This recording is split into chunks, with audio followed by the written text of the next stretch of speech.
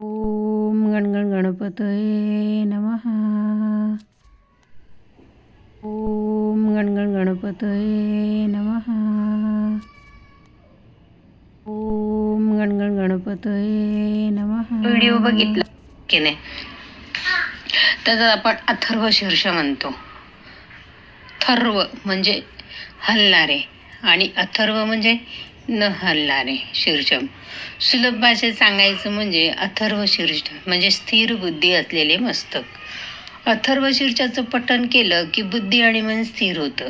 स्थिर आणि निश्चयी बुद्धीने केलेलं काम हे नेहमी यशस्वी होतं. आत्मविश्वास वाढू लागतो. माणूस नम्र होतो.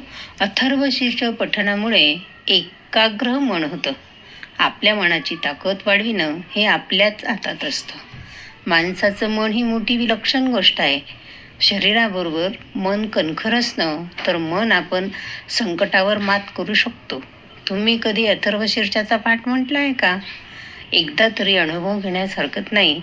मी अथर्व शीर्षाचे व्हिडिओ टाकलेले आहेत, ते तुम्ही बघा. श्रद्धाळू असाल तर माझं हे म्हणणं तुम्हाला नक्की पटेल. श्रद्धाळू नसाल आणि प्रत्येक गोष्ट वैज्ञानिक दृष्टिकोनातूनच पाहत असाल तरी अथर्व शीर्ष तुम्हाला नक्कीच आवडेल.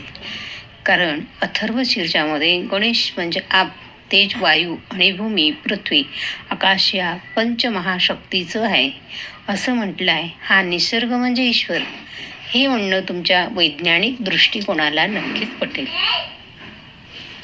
अथर्व शीर्षाचा अर्थ. मूळ श्री गणपती अथर्व शीर्ष संस्कृतमध्ये आहे. आज आपण त्याचा मराठी अनुवाद पाहूया. हे देवहो, आम्हाला कानाने शुभ ऐकायला मिळो, डोळ्यांनी चांगलं पाहावयास मिळो, सुदृढ अवयवांनी आणि शरीराने देवानं निसर्गानं दिलेलं आयुष्य देवाच्या निसर्गाच्या स्तवनात व्यतीत हो. सर्वश्रेष्ठ इंद्र आमचं रक्षण करतो. ज्ञानवान सूर्य आमचं कल्याण करतो. संकटाचा नाश करणारा गरुड आमचं कल्याण करतो. बृहस्पती आमचे कल्याण करतो. सर्वत्र शांती नांदतो.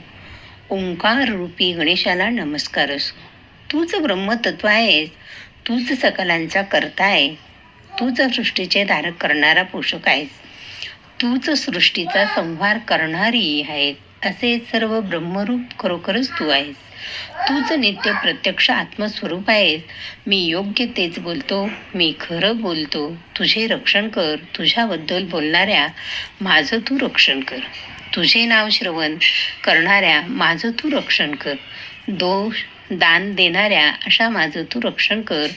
उत्पादक अशा माझं तू रक्षण कर. तुझी उपासना करणाऱ्या शिष्याचं रक्षण कर.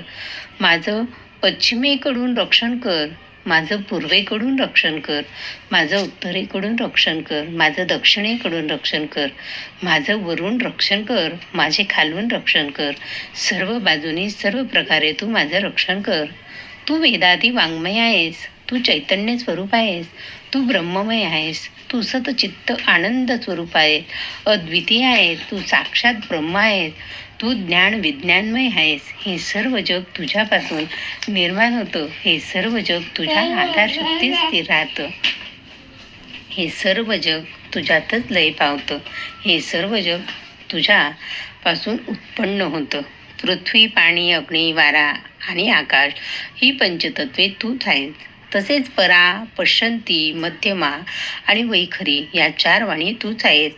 तू सत्य, रज आणि तम या तीन गुणांपलीकडचा आहेस. तू स्थूल, सूक्ष्म आणि आनंद या तीन देहापलीकडचा आहेस. तू भूत, वर्तमान आणि भविष्य या तीनही काळांच्या पलीकडचा आहेस. तू सृष्टीचा मूल आधार म्हणून स्थिर आहेस. तू उत्पत्ती, स्थिती आणि लय या तीनही शक्तींच्या पलीकडचा आहेस. योगी लोक नेहमी तुझं ध्यान करतात.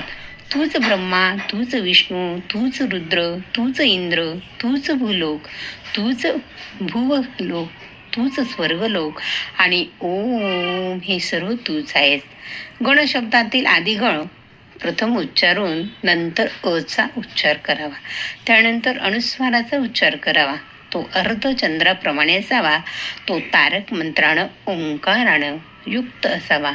हा संपूर्ण मंत्र ओम गंग असा होतो. हे तुझ्या मंत्राचं स्वरूप आहे. गंग हे मंत्राचे पूर्व रूप आहे. अ हा मंत्राचा मध्य आहे. अनुस्वार हा मंत्राचा कळस आहे. अर्धचंद्राकार बिंदू हे उत्तर रूप आहे. या गकारादी चारांपासून एक नाद तयार होतो. हा नादही एकरूप होतो. ती ही गणेश विद्या होय. या मंत्राचे ऋषी गणक हे होत. निश्रुत गायत्री हा या शब्दाचा छंद होय. गणपती ही देवता आहे.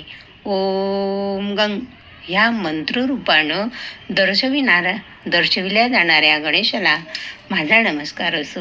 आम्ही त्या एकदंताला जाणतो, त्या वक्रतुंडाचं ध्यान करतो, म्हणून तो गणेश आम्हाला स्फूर्ती देतो.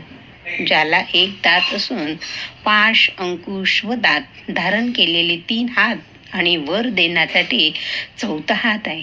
ज्याचे उंदीर हे वाहन आहे. ज्याच्या शरीराचा रंग लाल असून पोट मोठं आहे, कान सुपासारखे आहे.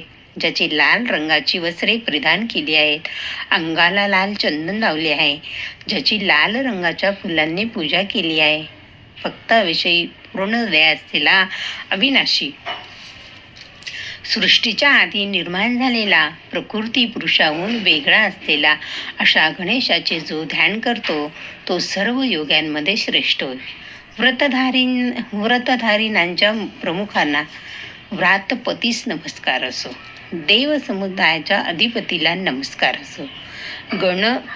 शंकर गण समुदायाच्या अधिपतीला प्रथमपती नमस्कार असो. लंबोदर एकदंत विघ्ननाशी शिवपुत्र वरदमूर्ती अशा गणपतीला माझा नमस्कार असो.